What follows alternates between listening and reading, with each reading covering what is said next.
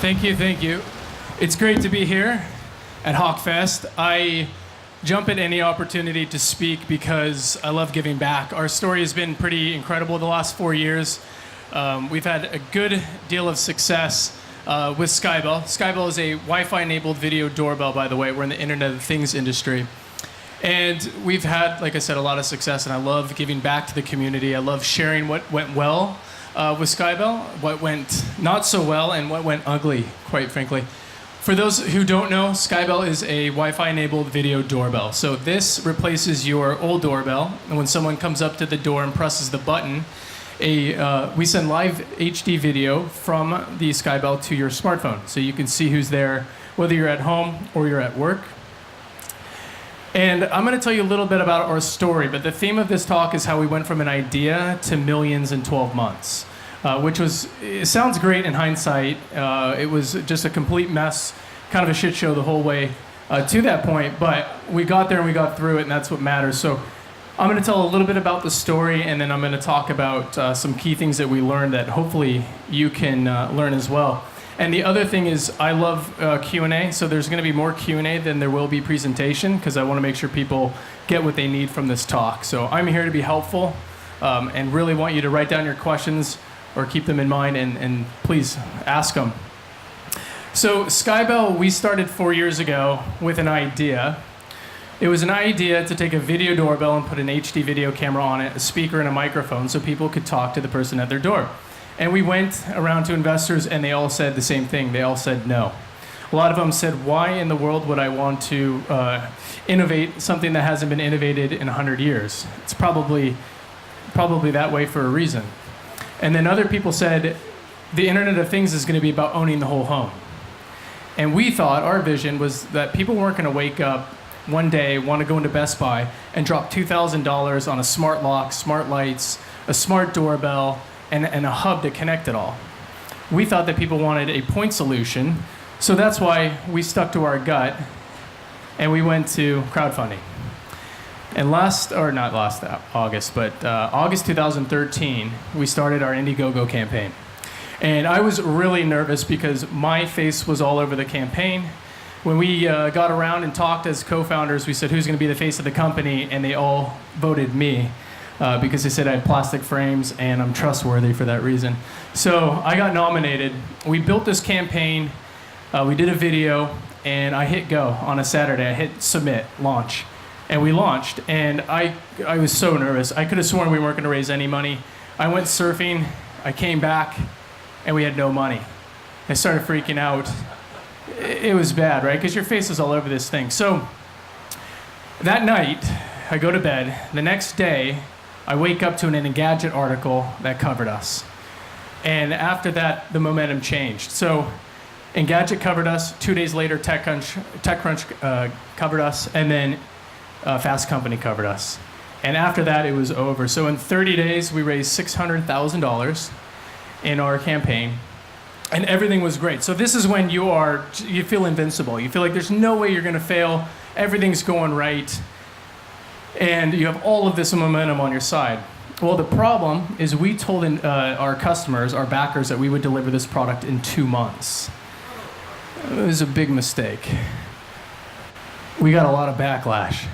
So our backers turned on us about basically the day of that our deadline was there. Everybody started emailing us, making comments. Did you know that today was the date you got to put out the product? And of course we knew the day was what the date was, but product wasn't ready. We ended up getting a ton of backlash, so the backers really did turn on us. It got so bad that multiple backers called the police, and we actually had 2 officers come to our office, and I answered the door, and they say, we are investigating an entrepreneur who took $600,000 from people and may have retired and just gone to Thailand to retire with this money. And I told him that if I was going to do that, I definitely would go to Thailand to retire, but we didn't in fact do that, and I told him that if he wanted to help us, he could test some devices, and they didn't do it. But it got that bad. The Attorney General even came to our office to investigate whether or not we were actually a real company.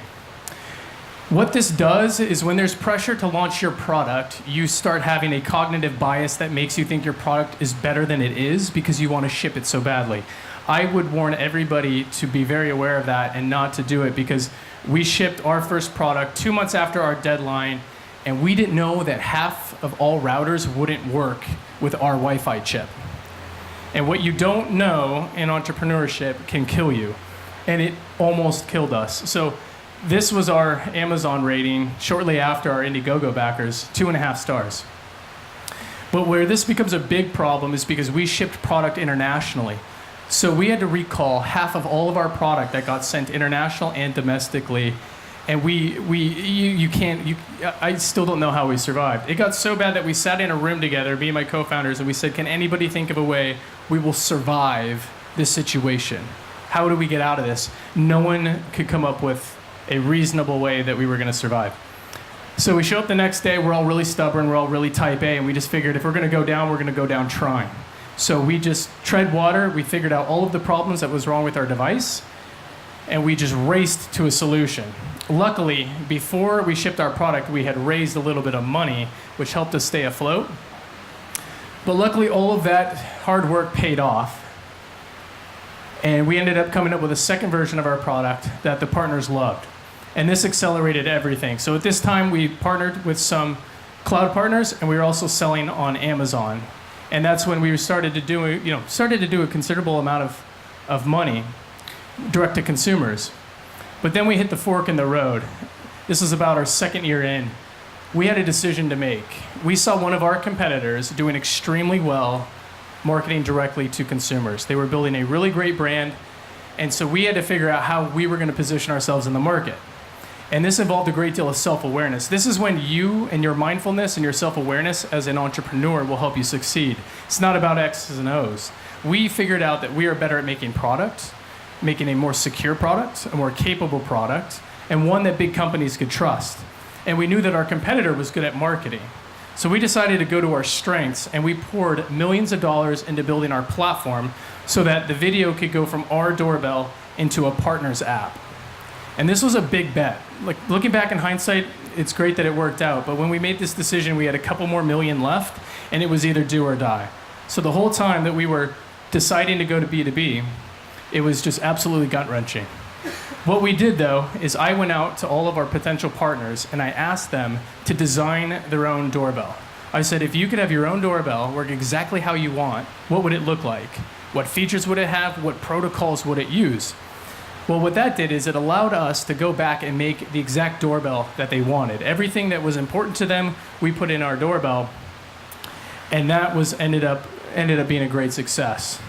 So now we are partnered with Honeywell and Alarm.com, who together own a great portion of the home security market in the United States.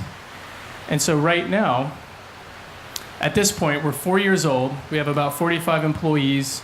We've raised tens of millions of dollars. We're in the tens of millions of revenue. And it's just happened so fast that sometimes when I think about it, it's a blur. But that's how we got here. It was a lot of this, right? So this is what success means to me. Right? Success is blood, sweat, and tears. Success is the sacrifices that you make, the struggles that you make, all in the face of uncertainty and doubt. And that's how pretty much the story of Skybell was the whole way up until maybe 6 months ago. It's easy to stand up here and present success, but it's more of a work of progress than it is success. It really, truly is. It's a journey. It's really more about the person you become along the way to me than it is about the success itself. But this was really the big theme of Skybell's story, was how do you make decisions in the face of fear? How do you stay connected to yourself and know yourself well enough to make confident decisions, right, about strategy, like when we decided to go B2B instead of saying B2C. So that's really the story behind it. What we learned is you can really take an idea and get to millions in a matter of 12 months. This is how we did it. The first thing we did with our idea was we beat it up. We absolutely challenged the idea. We wanted it to be a failed idea. That does two things. One is if you can kill your own idea, you just prevented yourself from wasting 3 or 4 years of your life and opportunity costs on the wrong idea. The other thing it does is if you can't beat it up, you know you have a good idea that's worth investing 3 to 4 years of your life. So that's really great. And then this is something else we did very well. We determined the scalability and revenue models. So early on, we knew that we could go home security, we could go direct to consumer. We know that in B2B, we could work with home builders or we could work with the home security companies. You really got to make sure that you have multiple routes because you don't know which one of those routes is going to end up sticking. And we thought we were going to go a certain direction and we had to change, right? And even in the B2B deals that I've done, like home builders, for example, we thought that those would be a no-brainer. But when we got down to it, the economics didn't match up.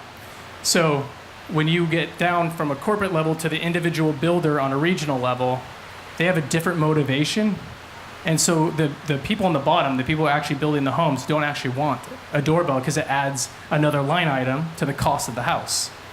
So once you understand those things, you can then adjust. If you have an awareness over all those multiple revenue streams, that goes a lot easier.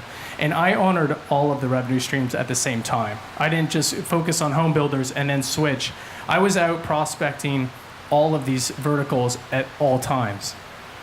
Funding, of course, I heard there was a great speaker earlier about how to bootstrap and how to do funding, so I'll leave this short. We've raised over $40 million without a single dime from a VC. It is absolutely possible to raise money without VCs. Crowdfunding I wouldn't be here without crowdfunding, without Indiegogo, so that is definitely one I recommend. We use family offices. Those are great. Those are people who represent high net worths, really good access to capital.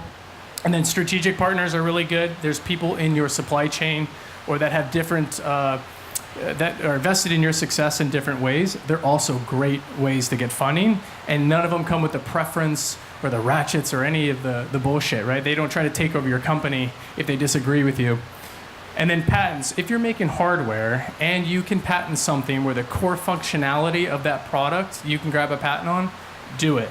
I'll be honest with you, my partner loves patents, Joe, our co-founder and CEO. He filed a ton. I remember telling him this is a waste of money. It's not. I'm really glad we did it. We have 74 patents now issued, and it allows us to compete better to get these big B2B deals because I think they know that they're trusting a company that has patents behind them and can't get sued. And then power of crowdfunding. This is incredible. I can't recommend it enough. Crowdfunding gives you everything that VCs will use against you, right? So if you look at this list, this is all the stuff that a VC will say, we're not giving you money or we're not going to give you a good valuation. Crowdfunding gives you every single one of these things.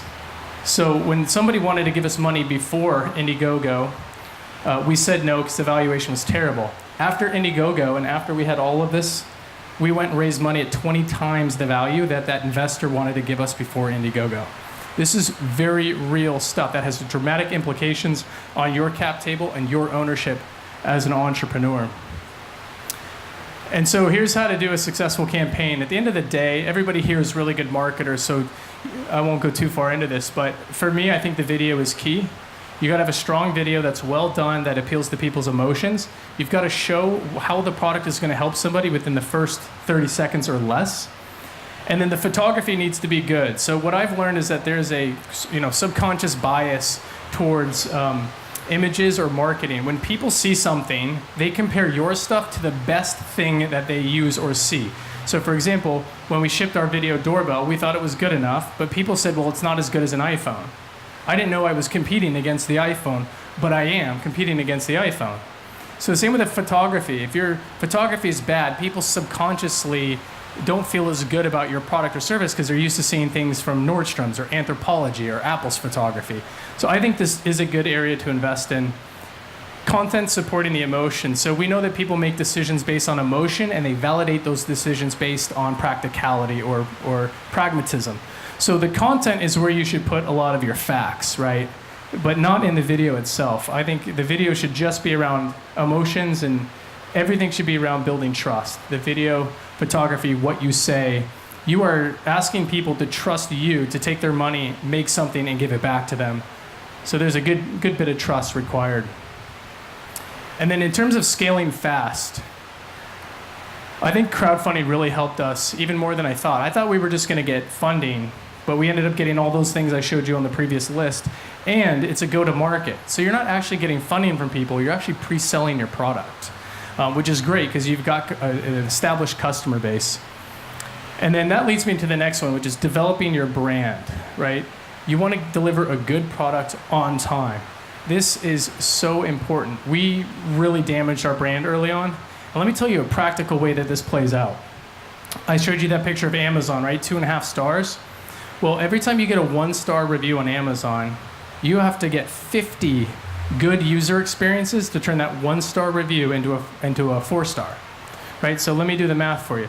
If someone has a bad experience, there's a 50% chance they leave you a bad review, right? 1 star.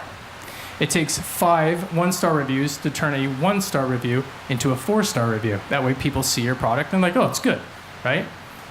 Unfortunately, it takes 10 good experiences for somebody to leave a 5-star review.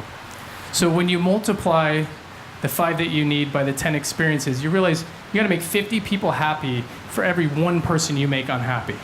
When your product doesn't work for 50% of people, you cannot outrun that ratio. You will never escape it. So I encourage you, do not release your products before they are ready to go. And then going after fast conversion. So we did B2B eventually, right? But we did B2C before that, and it worked really well. So doing online marketing to me is I don't need to explain it to you. It's the best way to make fast sales. We've benefited greatly from using Hawke. They run our online marketing, and they just do a great job for us on the B2C side. You got to eat fish while you're catching whales. I heard that somewhere along the line. I think it's really true. All of our deals took more than 2 years to close. They take forever to close. But the great thing is once you have them, they're probably not going anywhere unless things go wrong.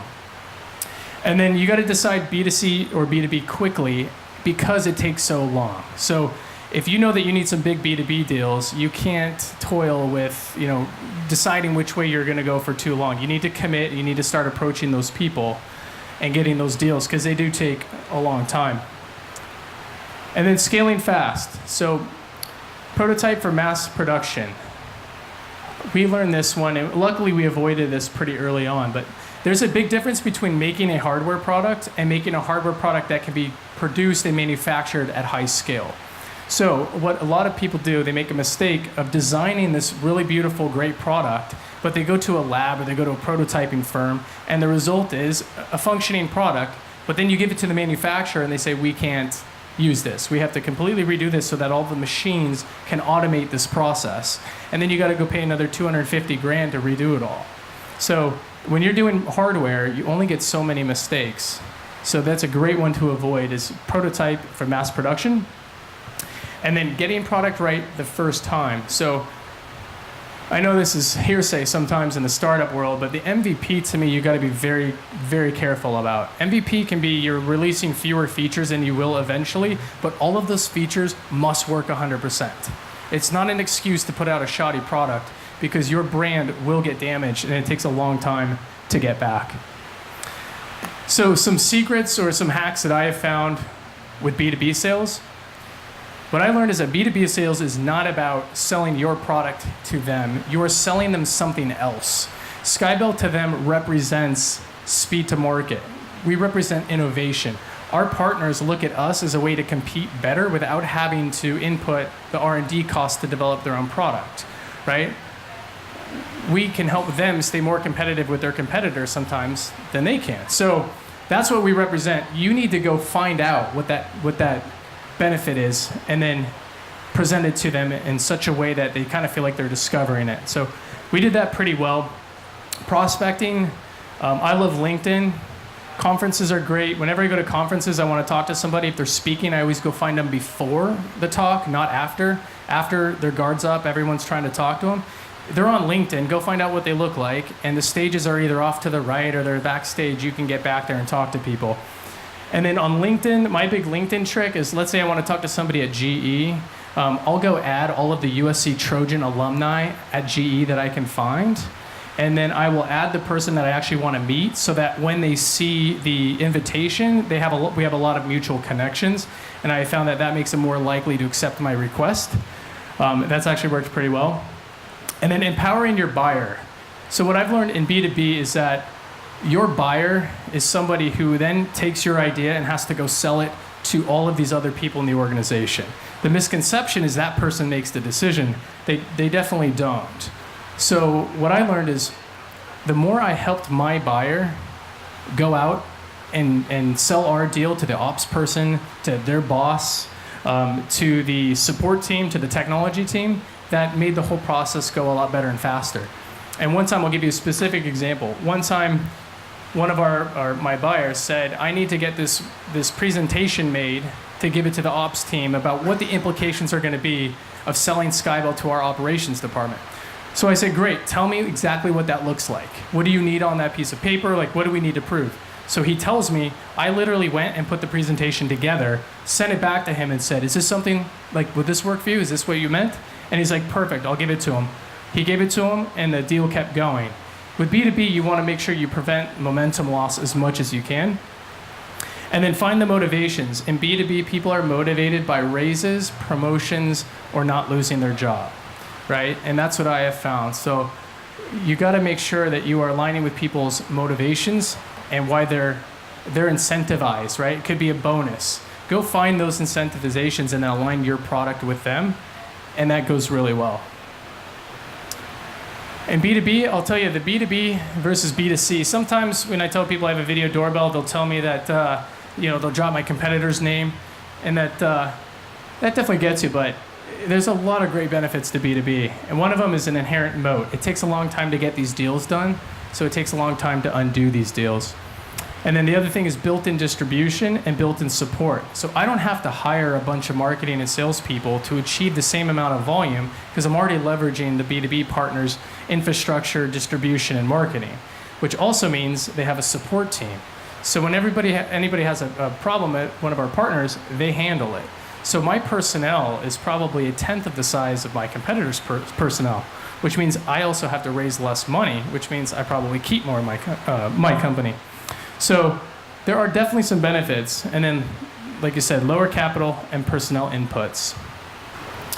So that was kind of a whirlwind. I know that we got drinks next. I wanted to go fast, but if you guys have questions, I absolutely am happy to answer them. Yeah, we'll get started.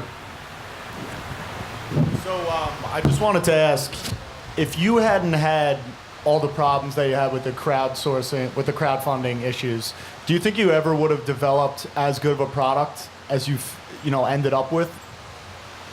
That's a really good question. There's always a blessing in every bad situation, right? And I think that is one of them.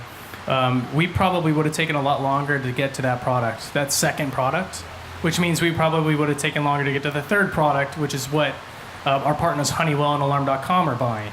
It's absolutely true. Sometimes you need a deadline or some motivation to get a lot of stuff done really quickly. So it did act like that. It nearly killed us.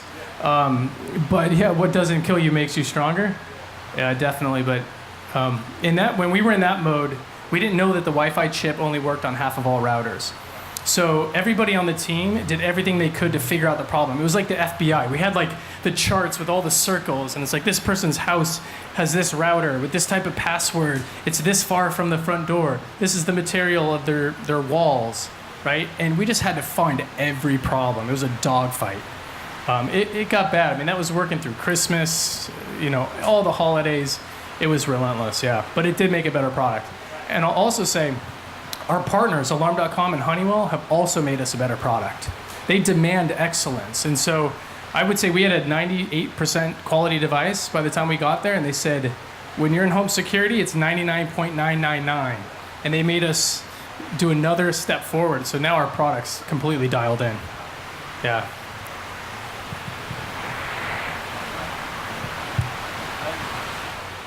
You mentioned content marketing. Where would you put it, and what type of content would you use? For content? So what I do with content is I write for Inc., Forbes, and Huffington Post as a contributor.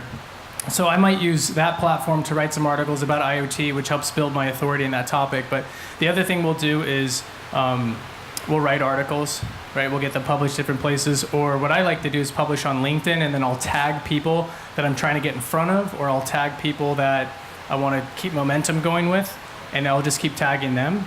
And I have found that when you're doing B2B, you don't want to keep calling them and say, hey, what's the status? Because the status hasn't changed. But what I use content for is to let them know that I'm there and it gives us something interesting to think about. Or, when we have a success, I'll make sure we get something written about it, and then I'll use that and send it to them or tag them in it.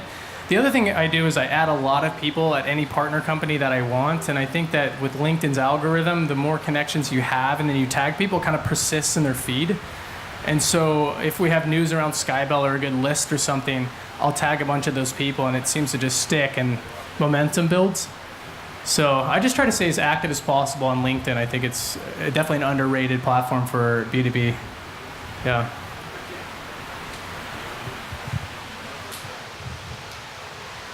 So in the B2B space, that seems to be where the lion's share of revenue is coming from now.